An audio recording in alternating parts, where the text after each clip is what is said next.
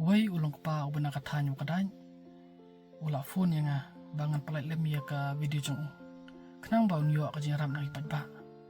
Kajinga ka ba ula kendo kadai na kadau ba ikon jong badang lai sobnai mentai donai siu. Tangga po shibnai ulai tu anga ba ini kelung ila thia pang lai sin ha children hospital. Kani kelabu kajinga ya kaying kesem jong. Hak benikong ula pelut lai pojar hak baar shipawajar bad mentau empat tip ada uno kabil kelapoy te kumbalong mentau la shimram sa pojar teden taklau bawa kerpat red ya barok ibu baik yani video jong bakin yarap lem kabla isne kuble shibun kuble Simbiang wan kerpat di jadi dam kit parlema besar asnang wak kanai ikun jangan mentai la dan yang kuat sudah nastal bat kene kade sin balai ba ikun jangan ilap boy ben sudah nastal kum tangam kuat bosu nalade hakabai dawai kum julu hakabil ba hastal ini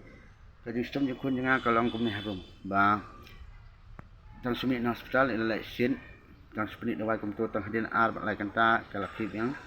kum tang lakib yang isa children hospital kum tangam kuat bosu nalade kerpat di pi kena senyang lemi kun jangan mengelak masumar ikam habat kam janan susu nomor ba dekatnya snok tilang jong pi ngelak ban poi cikatong mengelak lu ban penyok ikun jangan kemat kepat kepot kepia kapsat fan angkat ke don kat pi bu lem lu ikun jangan hapen ngin duai penyok nok kemat kepat kepot kepia penyok menik kalkulasi yang tang ini jeng kepat rit jangan mesti boleh subun barok kepat ba kita mesti menok senyang lem ikun jangan snok tilang bat nga ketika dia ketika mon jong pi dengan lak ban somar kamai kun dengan tang ini I jingkren ngam don supat iwai jingkarpan ke ngam lak hiru berkam da sungu ipi barok ke baladon kat bat ngah kini kesi por bat dep bat pidang don kat bat ngah kini kesi por ke banangwan da kini snok tilang jong pi ngalak ban poi cakathong ban nyok ikun dengan kamat kapat ko kya dekat duk jing duai jong pi ikun dengan nyok ka hai nok kamat kapat ko kya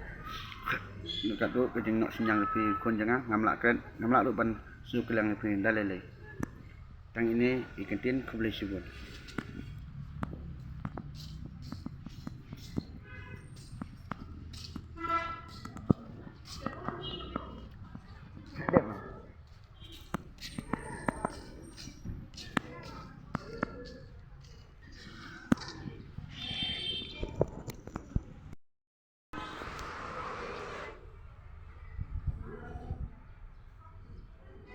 Gede-gede children hospital. Cik punya